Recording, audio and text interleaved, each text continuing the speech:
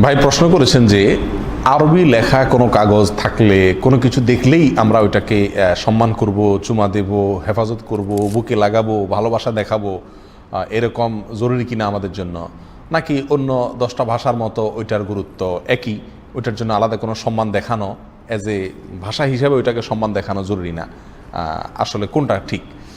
তো এই প্রশ্ন উত্তর আমরা বলবো, আরবি এটা একটা ভাষা, অন্য 10টার মতো এই ভাষাটা নিশ্চয়ই একটি ভাষা, আল্লাহর সৃষ্টি, কিন্তু আরবি লেখা কিছু দেখলেই সেটাকে আমি সম্মান করতে বাধ্য নই, কারণ আরবিতে খারাপ জিনিসও লেখা হতে পারে। তো খারাপ জিনিস লেখা থাকলে সেটা তো আমার সম্মান করা কিনা জরুরি না। আরব দেশে যেহেতু সব কিছুতেই আরবিতে, অতএব গান লিখলে সেটাও আরবিতে, কাউকে গালি লিখলে সেটাও আরবিতে, কোরআন আয়াত আরবিতে, অতএব এখানে আরবি লেখাটা যদি ভালো হয় অবশ্যই সেটার প্রতি সম্মান দেখাবো, আর যদি লেখাটা মন্দ হয় অবশ্যই সেটার প্রতি অসম্মান দেখাবো বা ওইটার প্রতি সম্মান দেখাবো না। আর আমাদের দেশে আরবি লেখার প্রতি যে মানুষ দুর্বলতা দেখায়, আরবি লেখা থাকলে সম্মান করে ওইটাকে, সেটা ঠিক আছে। কারণ হলো সে বেশিরভাগ ক্ষেত্রে আমাদের দেশে আরবি লেখা মানেই কি, হয়তো কোরআন অথবা হাদিস হওয়ার সম্ভাবনা বেশি থাকে, কিন্তু তাই বলে ওইটাকে নিয়ে চুমা দিতে হবে, বুকে লাগাতে হবে এরকম না। যদি কোরআন আয়াত বলে মনে হয় তাহলে ওটাকে নিয়ে সম্মানজনক জায়গা রাখতে হবে, নাহলে মাটির নিচে দাফন করে রাখতে হবে যাতে পায়ের নিচে পাড়া না পড়ে। এটা একজন মুসলমানের কর্তব্য। যে কোনো আরবি লেখা দেখলেই কি করতে হবে না, সম্মান দেখাইতে হবে না। ঢাকা শহরের বিভিন্ন জায়গায় মানুষ জায়গায় জায়গায় শুধু পেশাব করে, কোনোভাবে পেশাব থামানো যায় না। লেখা আছে এখানে পেশাব করা নিষেধ, তাও মানুষ দাঁড়ায় পেশাব করে।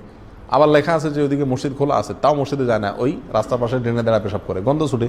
তো এটার থেকে মানুষকে সরানোর জন্য ইসলাম ফাউন্ডেশনের থেকে একটা আইডিয়া দেওয়া হয়েছে, দেয়ালে যে জায়গায় মানুষ পেশাব করে ওই জায়গাটাতে রং টং লাগায় সুন্দর করে আরবিতে শুধু এই কথাটা লেখা আছে যে এখানে পেশাব করবেন না।